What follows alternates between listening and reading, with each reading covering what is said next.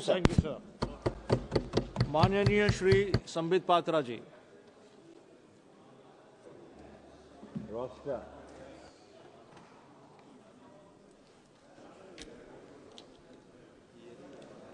ये ऑन नहीं हुआ है।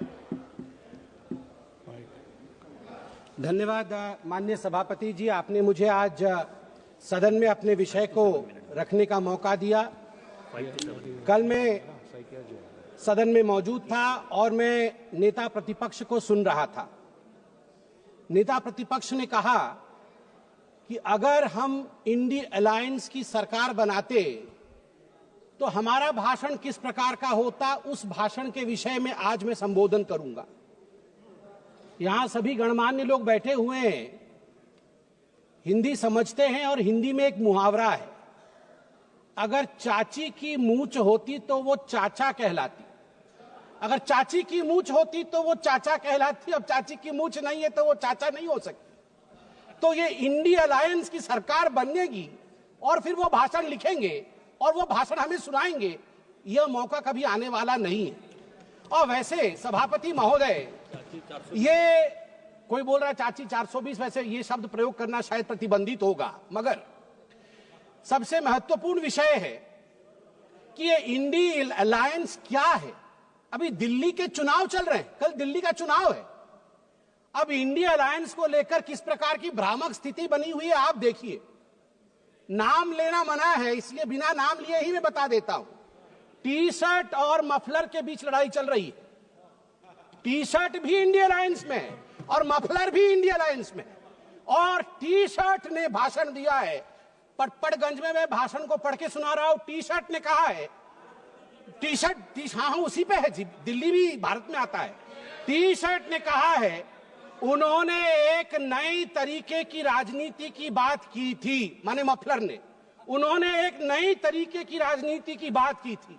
खंबे पर चढ़ गए थे स्वेटर पहनकर, छोटी सी गाड़ी में आया था। कौन सी गाड़ी थी, कौन सी गाड़ी थी, एल्टो थी, तो किसी ने पीछे से कहा नहीं वैगनार, वैगनार, अच्छा वैगनार से आए थे।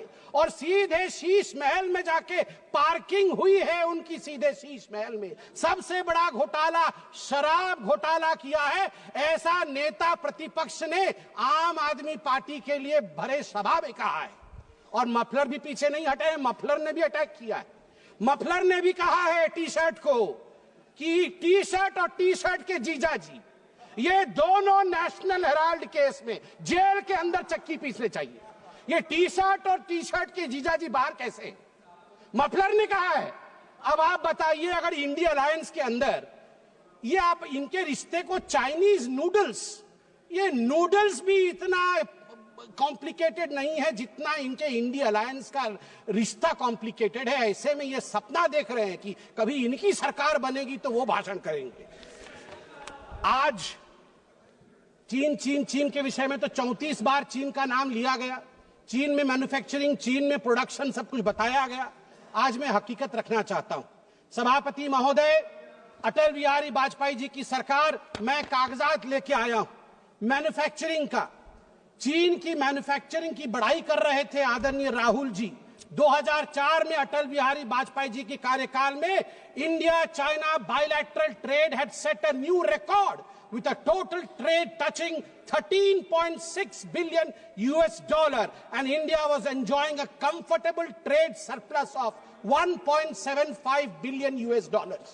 इंडिया का ट्रेड सरप्लस था, हम एक्सपोर्ट ज्यादा कर रहे थे, इंपोर्ट कम कर रहे थे, 1.7 बिलियन डॉलर अधिक कमा रहे थे। मगर 2004 से 2014 तक 10 वर्षों में इनकी पार्टी ने ध्वस्त कर दिया उसे। 25 गुना जो डेफिसिट होता है, ट्रेड डेफिसिट, वो बढ़ा के रख दिया इंडिया और चाइना के बीच में। मैं आज सवाल पूछना चाहता हूं, यही करार हुआ था क्या?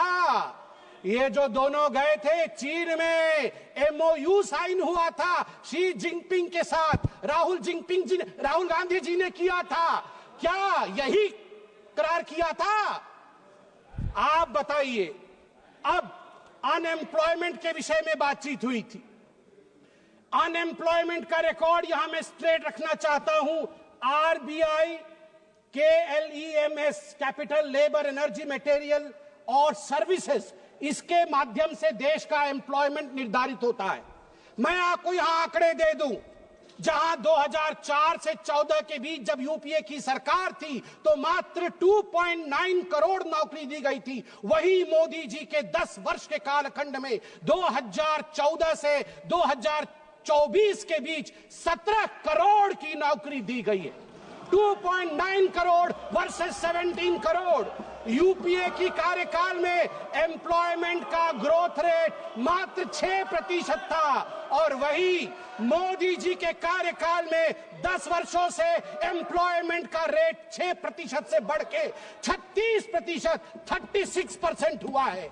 और कल राहुल गांधी बोल रहे थे कि यूपीए भी फेल हुई, एनडीए भी फेल हुई। अरे राहुल जी, यूपीए तो फेल हुई, आप फेल हुए मतलब यूपीए, वो आप जो है वो 8 तारीख को फेल होगी। आप तो फेल हुए ही हुए हैं, मगर हम डिस्टिंक्शन के साथ पास हुए हैं, डिस्टिंक्शन के साथ। युवाओं के बारे में राहुल जी बोल रहे थे, इंडिया स्किल रिपोर्ट पढ़िए साहब, India skill report. Youth employment of graduates singularly and drastically increase from 33.95% in 2013 to 54.81% in 2024। ये जंप है, ये छलांग है मोदी जी के अंतर्गत। सभापति महोदय, अधिक समय नहीं लूंगा, मैं आपको 2 और छोटे छोटे विषय हैं, गंभीर विषय है, वो रखना चाहता हूं। एक विषय है चीन को लेकर। चीन को लेकर कहा गया कि आर्मी और प्रधानमंत्री के बीच कहीं ना कहीं संबंध खराब है। चीन को लेकर कहा गया कि हमारी जमीन हड़प ली चीन ने। 38,000 वर्ग किलोमीटर, 38,000 स्क्वायर किलोमीटर भारतवर्ष का जमीन चचा नेहरू ने चीन को दिया था। और मैं यहां पर ऑन रिकॉर्ड नेहरू जी के भाषण को रख रहा हूं। नेहरू जी ने भाषण देते हुए अक्षय चिन्ह पर जब अटैक हुआ था उनके ऊपर इसी पार्लियामेंट में, तो नेहरू जी ने क्या कहा था, ध्यान से सुनिए नेहरू जी ने क्या कहा था। Not a blade of grass grows there, not a blade of grass grows there, 17,000 feet high, uninhabitable, and we didn't even know where it is, तो हमने दे दिया। तो आप जानते हैं सभापति महोदय, महावीर त्यागी जो खुद कांग्रेस के ही मंत्री थे नेहरू जी के कैबिनेट के, वो खड़े हुए और महावीर त्यागी जी के बाल नहीं थे, उन्होंने अपना सर दिखाया और कहा, Nehru ji, this bald head does not grow any hair. Should I give the head to someone else? तो नेहरू जी भी शर्मिंदा हो गए थे, आर्मी, अंत कर रहा हूं साहब, आर्मी ये गंभीर विषय है, मुझे और 2 मिनट दीजिए। आर्मी को लेकर राहुल जी ने कहा कि मोदी जी और आर्मी के बीच खाई है।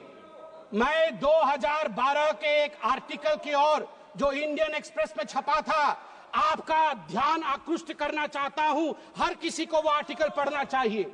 The January night Raisina hill was spooked, 2 key army units moved towards Delhi without notifying government। और इस आर्टिकल में कहा गया है, मनमोहन सिंह जी को और गांधी परिवार को लगा था कि आर्मी तख्ता पलट कर रही है। अंत में द्रौपदी मुर्मू जी जो महामहिम राष्ट्रपति है, वो मेरे राज्य से आती है, वे उड़ीसा से आती है। इसलिए जब उनको पुअर लेडी और पुअर थिंग कहा जाएगा, उड़िया अस्मिता कभी चुप नहीं रहेगा।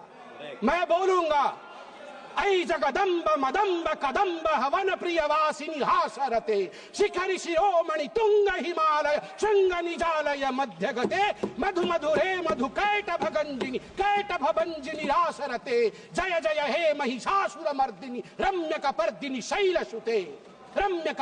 शैलसुते। भारत की नारी दुर्गा है और यहाँ शिव जी की बात राहुल जी करते हैं, आदि देव शिव है, आद्य शक्ति माँ दुर्गा है। याद रखिए, हमारी राष्ट्रपति आदिवासी है, आदि काल से जिसके ऊपर जल, जमीन और इस पूरे जंगल का आशीर्वाद हो, उनको बेचारा कहना उचित नहीं है। और याद रखिए, जगन्नाथ जी की भूमि से आती है, द्रौपदी मुर्मू जी जगन्नाथ जी की भक्त है और जगन्नाथ महाप्रभु जिसके पीछे खड़े हैं वो भक्त कभी बेचारा नहीं हो सकता है।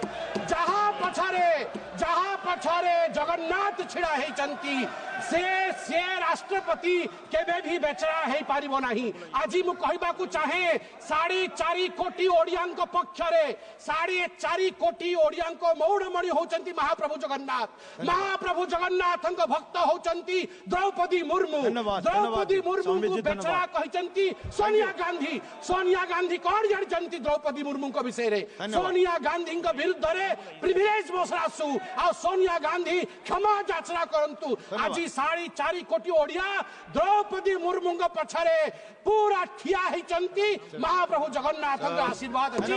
जय जगन्नाथ। माननीय सदस्य श्री उमेदराम बेनीवाल जी